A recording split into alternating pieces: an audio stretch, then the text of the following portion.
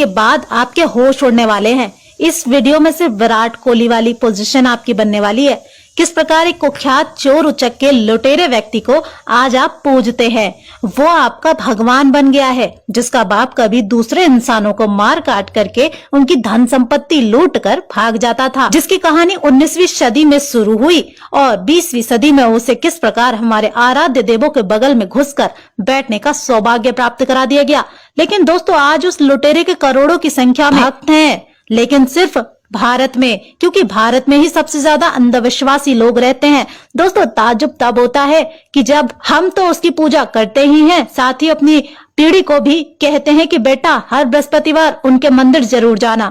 आज मैं उन भक्तों का अंधविश्वास जड़ से तोड़ दूंगी। बस दोस्तों, आप छोटे बड़े बुजुर्ग जवान, महिलाएं, बहनें, दादा दादी, चाचा ताऊ, जो भी ये वीडियो देख रहे हैं, अपना प्यार और आशीर्वाद दीजिए कि उसका काला चिट्टा खोलने के बाद मैं बल्कि हम सब मिलकर उसके मंदिर जाने वाले हिंदू भाई बहनों को धर्म के रास्ते पर ला सके। इसलिए वीडियो को अंत तक देखिएगा। दोस्तों, साईं बाबा का जन्म 1835 ईस्वी में हुआ था, पर कैसे हुआ और उसके बाद की पूरी कथा बहुत ही रोचक है। साईं के पिता का असली नाम था बहरुद्दीन पिंडारी, जो कि अफगानिस्तान का एक पिंडारी था। इस पर एक फिल्म भी आई थी जिसमें पिंडारियों को देशभक्त बताया गया है, ठीक वैसे ही जैसे गांधी ने मोपला और नोआखली में हिंदुओं के हत्यारों को स्वतंत्रता सेनानी कहा था। औरंगजेब की मौत के बाद मुगल साम्राज्य खत्म सा हो गया था, केवल दिल्ली उनके अधीन थी। मराठा के वीर सपूतों ने एक तरह से हिंदू साम्राज्य की रखी दी थी। ऐसे समय में मराठाओं को बदनाम करके उनके इलाकों में लूटपाट करने का काम ये पिंडारी लोग करते थे। इनका एक ही काम था, लूटपाट करके जो औरत मिलती उसका बलात्कार करना, आज एक का बलात्कार कल दूसरी का बलात्कार। इस तरह से ये मराठाओं को तंग किया करते थे। पर समय के साथ साथ देश में अंग्रेज आए और उन्होंने इन पिंडारियों को मार मार कर खत्म करना शुरू कर दिया। साईं का बाप जो एक पिंडारी ही था, उसका मुख्य काम था अफगानिस्तान से भारत के राज्यों में लूटपाट करना। एक बार लूटपाट करते करते वो महाराष्ट्र के अहमदनगर पहुंच गया, जहां वो एक वैश्य के घर रुक गया। उम्र भी जवाब दे रही थी, सो वो उसी के पास रहने लग गया। कुछ समय बाद उस वैश्या से उसे एक लड़का और एक लड़की पैदा हुआ। लड़के का नाम उसने चांद मियां रखा और उसे लेकर लूटपाट करने सिखाने के लिए उसे अफगानिस्तान लेकर भाग गया। उस समय अंग्रेज पिंडारियों की जबरदस्त धर पकड़ कर रहे थे, इसलिए बहरुद्दीन भेष बदलकर लूटपाट करता था। उसने अपना संदेश वाहक चांद मियां को बना दिया। चांद मियां आजकल के उन मुसलमान भिखारियों की तरह था जो चादर फैलाकर भीख मांगते थे, जिन्हें अंग्रेज ब्लैंकेट बैगर कहते थे। चांद मियां का काम था लूट के लिए सही वक्त देखना और संदेश अपने बाप को भेज देना। वो उस संदेश को लिखकर उसे चादर के नीचे सिलकर हैदराबाद से अफगानिस्तान तक ले जाता था। परंतु एक दिन चांद मियां अंग्रेजों के हत्थे चढ़ गया और अंग्रेजों ने चांद मियां को जेल में डाल दिया। उसे पकड़वाने में झांसी के लोगों ने अंग्रेजों की मदद की, जो अपने इलाके में हो रही लूटपाट से बहुत परेशान थे। उन्हीं दिनों देश में पहली आजादी की क्रांति हुई और पूरा देश क्रांति से गूंज उठा। अंग्रेजों के लिए विकट समय था और इसके लिए उन्हें खूंखार लोगों की जरूरत पड़ती। बहरुद्दीन तो था ही धन का लालची, सो उसने अंग्रेजों से जाकर हाथ मिला लिया और झांसी चला गया। उसने लोगों से घुल मिलकर झांसी के किले में प्रवेश किया और समय आने पर पीछे से दरवाजा खोलकर रानी लक्ष्मीबाई को हराने में अहम भूमिका अदा की। यही चांद मियां 8 साल बाद जेल से छूटकर कुछ दिन बाद शिरडी पहुंचा और वहां के सुलेमानी लोगों से मिला, जिनका असली काम था गैर मुसलमानों के बीच रहकर चुपचाप इस्लाम को बढ़ाना। चांद मियां ने वहीं से अल तकिया का ज्ञान लिया और हिंदुओं को फंसाने के लिए साईं नाम रखकर शिरडी में आसन जमाकर बैठ गया। मस्जिद को जानबूझकर एक हिंदू नाम दिया और उसके वहां ठहराने का पूरा प्रबंध सुलेमानी मुसलमानों ने किया। एक षड्यंत्र के तहत साईं को भगवान के रूप में प्रचारित किया गया और पीछे से हिंदू मुस्लिम एकता की बातें करके स्वाभिमानी मराठाओं को मुर्दा बनाने के लिए उन्हें उनके ही असली दुश्मनों से एकता निभाने का पाठ पढ़ा दिया गया। परंतु साईं का असली मकसद था लोगों में इस्लाम को बढ़ावा देना, जैसे मदर टेरेसा का असली मकसद था ईसाई बनाना। इसका एक उदाहरण साईं सच्चरित्र में है कि साईं के पास एक पुलिस वाला आता है जिसे साईं मार मार कर भगाने की बात कहता है। अब असल में हुआ ये कि एक पंडित जी ने अपने पुत्र को शिक्षा दिलवाने के लिए साईं को सौंप दिया, परंतु साईं ने उसका खतना कर दिया। जब पंडित जी को पता चला तो उन्होंने कोतवाली में रिपोर्ट कर दी। साईं को पकड़ने के लिए एक पुलिस वाला भी आया, जिसे साईं ने मार कर भगाने की बात कह डाली। जब पुलिस वाला साईं को पकड़ने गया था तो पता है क्या हुआ? सबका मालिक एक है कहने वाला बाबा जी बुर्खा पहनकर दौड़ लगाने लगा। यद्यपि चांद मियां उर्फ साईं बाबा से मेरी कोई निजी दुश्मनी नहीं है दोस्तों, परंतु हिंदू धर्म का नाश हो रहा है, इसलिए मैं कुछ सवाल करना चाहती हूँ आपसे। हिंदू धर्म एक सनातन धर्म है, लेकिन आजकल लोग इस बात से परिचित नहीं है क्या? जब भारत में अंग्रेजी सरकार अत्याचार और सबको मौत के घाट उतार रही थी, तब साईं बाबा ने कौन से ब्रिटिश अंग्रेजों के साथ आंदोलन किया? बता दो मुझे। जिंदगी भीख मांगने में कट गई। माना कि मस्जिद में रहकर कुरान पढ़ना तो जरूरी था, लेकिन क्या बकरे हलाल करना भी जरूरी था? सब पाखंड है, लोगों को मूर्ख बनाकर पैसा कमाने का जरिया है। ऐसा कौन सा दुख है कि जिसे भगवान दूर नहीं कर सकते? श्रीमद् भगवत गीता में लिखा है कि शमशान और समाधि की पूजा करने वाले मनुष्य राक्षस योनि को प्राप्त होते हैं। ध्यान से सुनिए, राक्षस योनि में प्राप्त होते हैं। फिर आप इस बाबा को क्यों पूजते हैं? साईं जैसे पाखंडी की आज इतनी ज्यादा सेल्स मार्केटिंग हो गई है कि हमारे हिंदू भाई बहन आज अपने मूल धर्म से अलग होकर साईं मुल्ले की पूजा करने में लगे हुए हैं। आज लगभग हर मंदिर में इस जिहादी ने कब्जा कर लिया है। हनुमान जी ने हमेशा सीताराम कहा और आज के मूर्ख हिंदू हनुमान जी का अपमान करते हुए सीताराम की जगह साईं राम कहने लग गए हैं। बड़ी शर्म की बात है। आज जिसकी मार्केटिंग ज्यादा उसी की पूजा हो रही है। इसीलिए कृष्ण भगवान ने कहा था कि कलयुग में इंसान पथ और धर्म दोनों से भ्रष्ट हो जाएगा।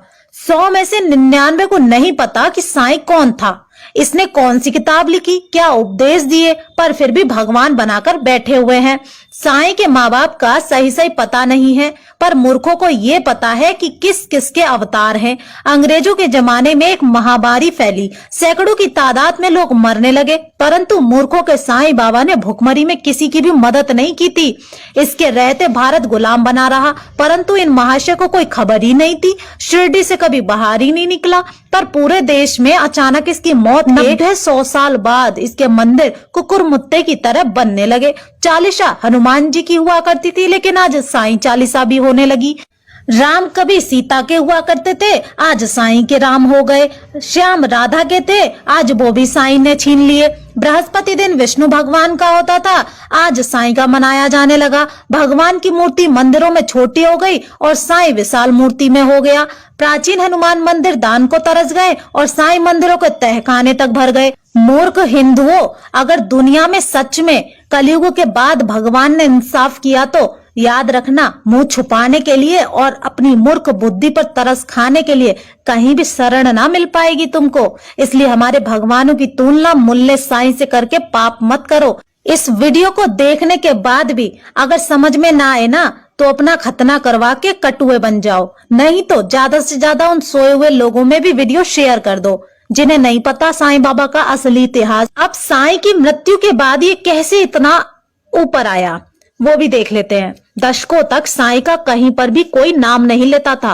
हो सकता है कि मात्र थोड़ी दूर तक लोग जानते होंगे, परंतु अब कुछ 30 या 40 सालों में उसकी उपस्थिति आम बात हो गई है और लोगों की आस्था का पारा अचानक से उबाल मारने लगा है।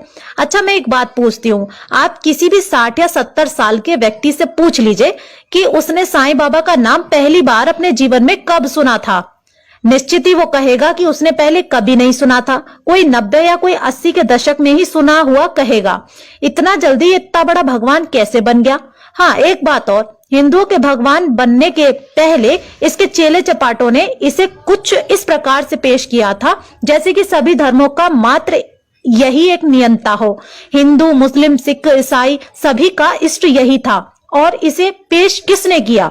जरा ये भी समझिए, 70-80 के दशक में जो फिल्में बनती थी या गाने होते थे, उसमें या तो हिंदुओं के भगवान या फिर मुस्लिमों के अल्लाह का जिक्र होता था। भगवान वाला सीन कटुओं को स्वीकार नहीं था और अल्लाह वाला हिंदुओं को पसंद नहीं था।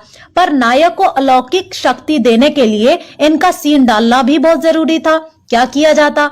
तो ये कटुए फिल्मी भांड महबूब खान, नौशाद, जावेद अख्तर, सलीम खान आदि जैसे निर्देशक की सोच थी कि किसी ऐसे व्यक्ति को अलौकिक शक्ति से लेस करके दिखाया जाए ताकि किसी भी धर्म के लोगों का विरोध न झेलना पड़े और वे अपनी फिल्म को सफल भी बना ले और करोड़ों में भी कमा ले। ऐसा ही कुछ उनके दिमाग में आया और अचानक से उनके दिमाग की बत्ती जल गई जब किसी ने साईं का नाम सुना दिया। यूरेका यूरेका कहते हुए वे उछल पड़े। इस नए भगवान का सफल परीक्षण उस ऐतिहासिक दिन को किया गया जो साईं भक्तों के लिए एक पवित्र दिन से कम नहीं है। 7 जनवरी 1977 को रुपहले पर्दे पर एक फिल्म आई, अमर अकबर एंथोनी। इस फिल्म में एक गाना बजा, शिरडी वाले साईं बाबा आया हूँ तेरे दर पे सवाली। बस फिर क्या था, संयोगवश फिल्म भी हिट और बाबा भी सुपरहिट। साईं बाबा के चेले चपाटों के पैर अब तो जमीन पर पड़ ही नहीं रहे थे। साईं की स्वीकार्यता को देखकर उससे पहले तक ना कोई कहीं तस्वीर थी, ना कहीं मूर्ति थी और ना ही कोई चर्चा थी। और उसके बाद तो हर जगह साईं ही साईं, फोटोशॉप करके आग से भी निकाले गए साईं जो कई भक्तों के घरों की शोभा बढ़ा रहे हैं। धीरे धीरे चुपके चुपके हिंदुओं के मंदिरों में मूर्तियां बैठने लगी साईं की, इनके अपने मंदिर भी बनने लगे। एक और मजे की बात कि किसी अन्य धर्म के लोगों ने इन्हें स्वीकार किया ही नहीं सिवाय दोगले हिंदुओं के। अब देखिए, हमारा सनातनी हिंदू समाज अब धीरे धीरे उस मोड़ पर जा रहा है जहां से 2 धड़े साफ साफ दिखाई देते हैं।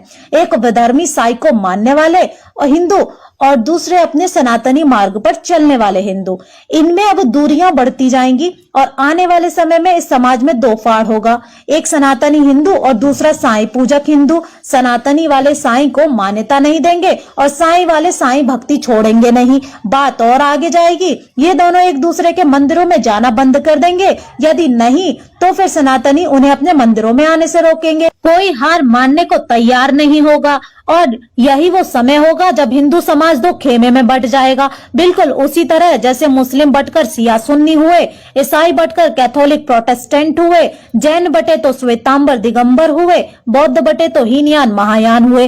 हो सकता है ये सुनकर आपको आश्चर्य भी हो, परंतु हिंदू धर्म में पड़ रही यही दरार ही विभाजन का कारण बनेगी। मेरा ये मानना है कि साईं बाबा को एक षड्यंत्र की तरह हमारे बीच रोपा गया है और मैं प्राण प्रण से इसका विरोध भी करती हूँ। सिडनी में साईं की कब्र यानी मजार पर मंदिर बना दिया गया है। ना मैं पूर्वाग्रही हूँ और ना ही दुराग्रही हूँ और ना ही किसी से चिढ़ है, क्योंकि एक सनातनी हिंदू होने के नाते अपने धर्म को दूषित और विभाजित होते मैं नहीं देख सकती और उम्मीद करती हूँ कि आप भी साईं मंदिर का त्याग करें।